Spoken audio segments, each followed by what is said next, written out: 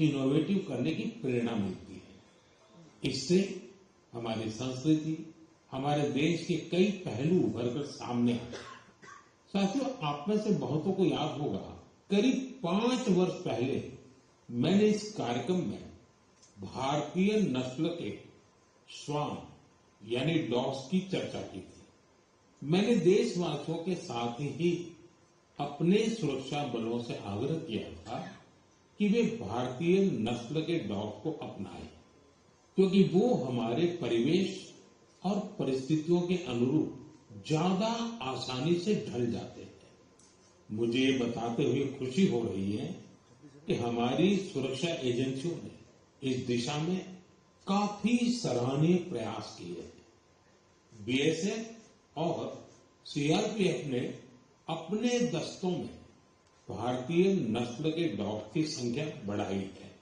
Dogs की training के लिए बीएसएफ का नेशनल ट्रेनिंग सेंटर ग्वालियर के टेकनपुर में, यहाँ उत्तर प्रदेश के रामपुर हाउंड, कर्नाटका और महाराष्ट्र के मुधोल हाउंड, इस पर विशेष रूप से फोकस किया जा रहा है। इस सेंटर पर ट्रेनर्स टेक्नोलॉजी और इनोवेशन की मदद से श्वानों को बेहतर तरीके से ट्रेन कर रहे हैं। भारतीय नस्ल वाले डॉग के लिए ट्रेनिंग मैनुअल्स को फिर से लिखा गया है ताकि उनकी यूनिक स्ट्रेंथ को सामने लाया जा सके। बेंगलुरु में सीआरपीएफ के dog breeding and training school में मॉन्ग्रेल्स, मुधोल हाउंड, कोम्बाई और पांडिकोना जैसे भारतीय श्वानों को ट्रेन किया जा रहा है। साथियों, पिछले वर्ष लखनऊ में all India police duty meet का आयोजन हुआ था। उस समय रिया नाम के श्वान ने लोगों का ध्यान अपनी ओर खींचा था।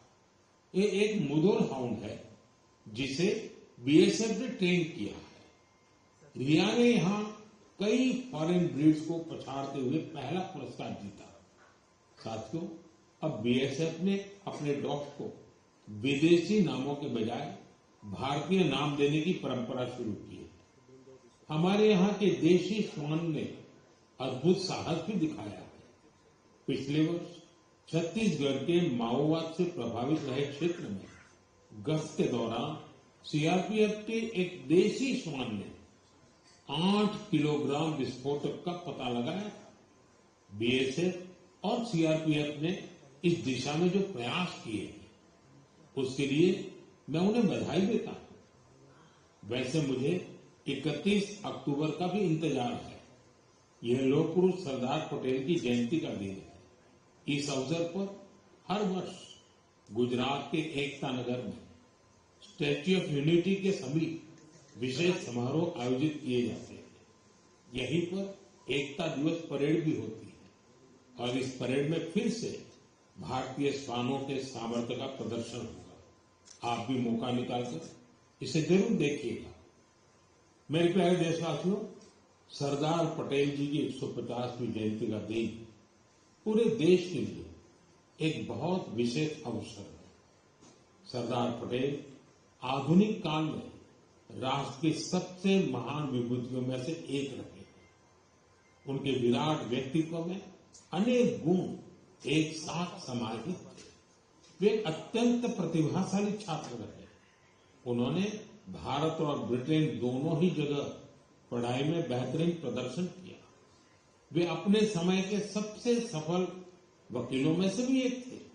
वो वकालत में और नाम कमा सकते थे, लेकिन गांधी जी से प्रेरित होकर उन्होंने खुद को स्वतंत्रता आंदोलन में पूरी तरह समर्पित कर दिया। खेड़ा सत्याग्रह से लेकर बोरसद सत्याग्रह तक अनेक आंदोलनों में उनके योगदान को आज भी याद किया जाता है।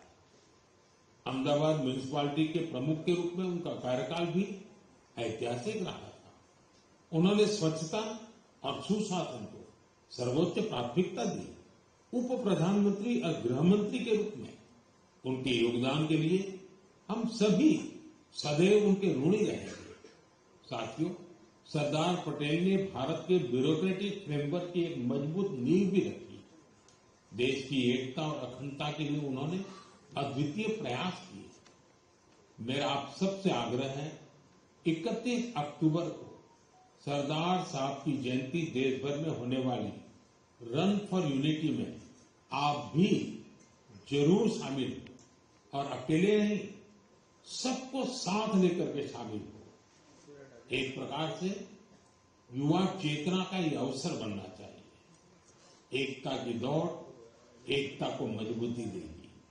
ये उस महान विभूति के प्रति हमारी सच्ची